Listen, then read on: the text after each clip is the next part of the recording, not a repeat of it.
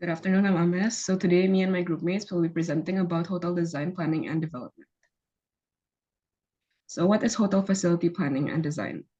Hotel facility planning and design refers to the systematic planning and creation of a hotel's physical areas and amenities with the goal of maximizing use, appeal, and guest satisfaction. So this implies for giving careful thought to a number of variables, such as the hotel's target market, brand identity, financial restraints, regional laws, and market trends. So the intention is to create a space that not only fulfills the functional requirements of both visitors and employees, but also improves their entire experience. So the key elements of hotel facility planning and design consist of space planning, functional and interior design, amenities and facilities, accessibility, technological information, sustainability, and compliance with code and standards. So why is it important to learn about the subject?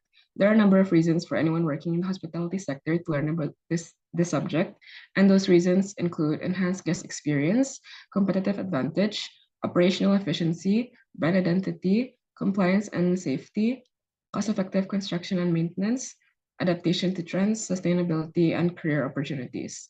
So in conclusion, understanding hotel facility planning and design is essential for anybody working in the hospitality sector since it has a direct impact on the hotel's ability to satisfy guests, run smoothly, and remain competitive.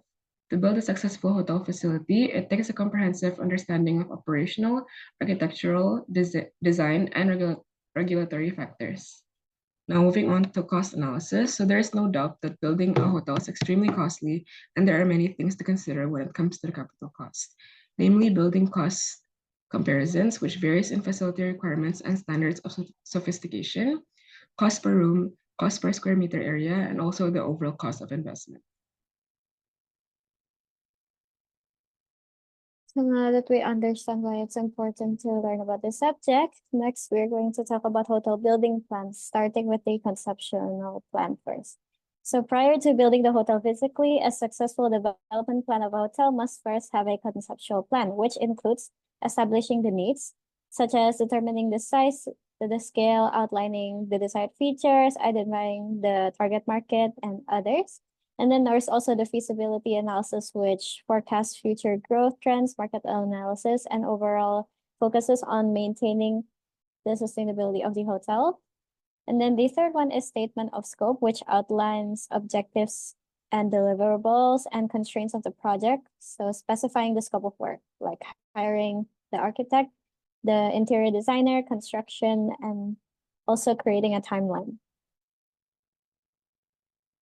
And then also, the fourth one is project construction. So this is the part where they develop the architectural plans and the engineering designs, obtaining permits and approvals from the government, and also ensuring quality control and adherence to the budget and timeline.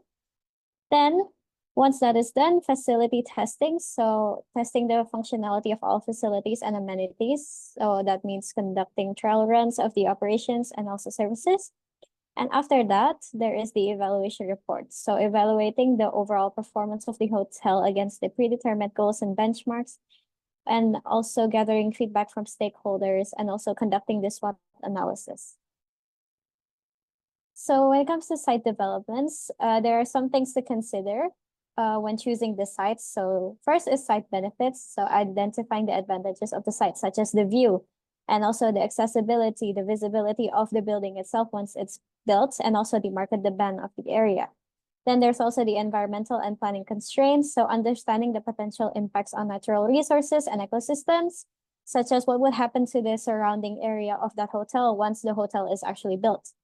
And then there's also traffic analysis, which evaluates the existing traffic patterns of the area surrounding the hotel. Then also servicing, determining the availability and capacity of utility services, the land costs, and obviously evaluating the cost of acquiring the land and considering the overall project budget, the density and the height of the building itself, and also the land areas. So measuring and surveying the land prior to choosing the site to see if it's suitable. Future extensions means anticipating future growth and expansion. So is there room for this hotel to grow in size? If so, where can they renovate it? And then also geographical surveys, so conducting geological surveys to assess the stability and suitability of the site, and also utility services. So other than site considerations, there's also operational considerations. So before building the hotel, you also have to think about the circulation. So designing efficient pathways within the hotel to facilitate guest movement between different areas, and also public access. So providing convenient and accessible entrances for guests, drop-off areas, pedestrian walkways, and etc. And also thinking about the external circulation. So planning for a smooth traffic flow around the hotel premises, and also traffic generation. So considering the potential impact of the hotel's operations on local traffic patterns and congestions outside of the hotel. And then the parking, of course, parking requirements based on the size of the hotel, the number of rooms and capacity of the hotel itself. And then external circulation public area, which ensures safety and accessibility in the external public areas, but also external circulation for supplies and services, meaning planning for efficient delivery and servicing of supplies, and then efficiency of the loading dock and the distribution channels. So this is a discussion. So I did my internship in Parkaya, Jakarta, which recently just opened about a year and a half ago. And although the hotel is new, a big weakness of the hotel that a lot of guests actually point out is because of the site location. So maybe the original owners didn't really consider the site considerations, because if you look at the picture in front of you, this is the Google Earth in front of Parkaya, Jakarta. It's not exactly the best for pedestrians to walk on, because there's also a lot of local housing outside, and also a lot of local like micro businesses that kind of ruin the view. And also there's not a lot of tall buildings or skyline views in Parkaya, Jakarta. Mostly they are government buildings, and a lot of guests actually complain about that. They actually complain about the view. Since we have understood about hotel building plans, now we would like to discuss about the back of the house operational areas in a hotel. So what are the areas that are considered important to be available? First of all, back of the house areas refers to the team that has a certain role to run the business of the hotel from behind the scenes. In short, they do not meet with the guests directly almost every day like the workers in the front area. However, they also have a crucial part in operating the hotel. So the key essence that are considered to be vital in the back of the house are the human resources team, the finance team, sales team, marketing team, and housekeeping team.